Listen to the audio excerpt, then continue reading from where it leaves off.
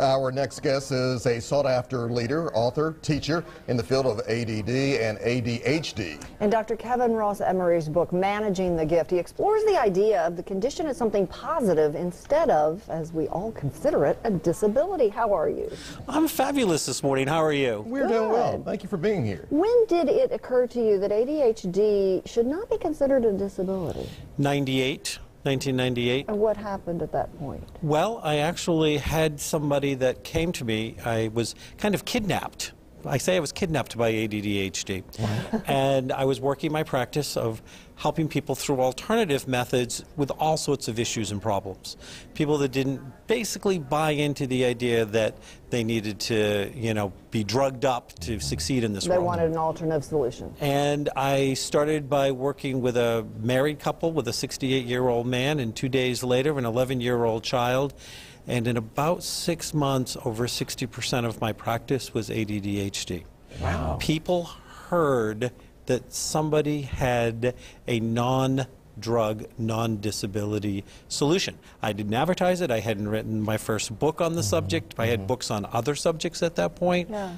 And I literally, it was like almost like being hit by a tsunami. Suddenly, within a year, I was starting to do in-services at school systems. I was speaking, doing things.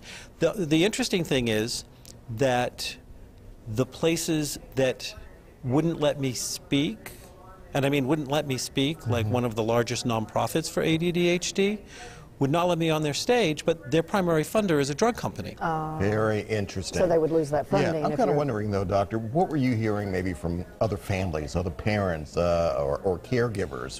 What were they telling you during this time period? Well, one of the things was that I would have a mother or a parent, father, whatever, say to me, I don't think my child is broken. I don't see them as broken. I see them as creative and smart and energetic, and I don't get it. But I'm basically being told I'm a bad parent if I don't get them labeled and if I don't medicate them. What has changed? Is it that the school system has become so much bigger that really you have to be in the box? The teacher just can't deal with out-of-the-box thinking? What has led us to this place where we see a child who's examining his belly button during reading time and we go, medicine? Well, there's 2 or 3 things, and I want to share this with you.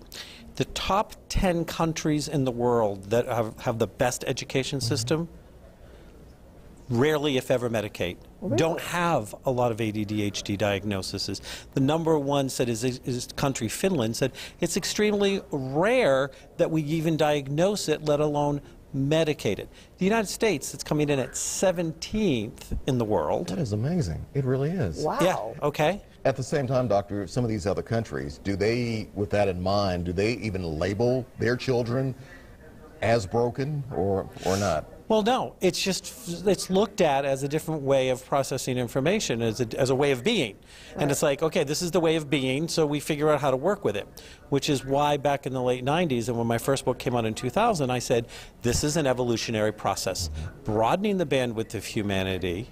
And it's not a disability, it's not a disorder, and we shouldn't be medicating it. And we will put you in touch with Dr. Ross Emery's website so you can figure out what it is he does. But we mentioned, what would we have missed if we had medicated our way out of ADHD 50, 100 years ago? Who would we have missed? Well, there's a few different things that we would have missed. I don't know, we wouldn't have had a stock ticker. Why not? Because of the inventor, by today's, the ADHD label is done through observation.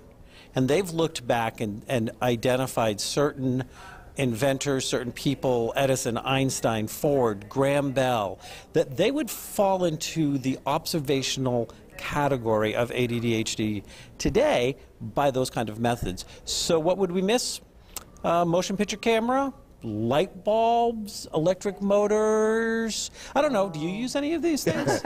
We'd be missing out on a lot. That's for sure, to say the least. So maybe it's time to think of a different way, and we will link to the doctor's website so you can get information on that. Thank you so much. Thank you for having me. Appreciate you being Thank you here. for thinking out of the box yourself. That is for sure.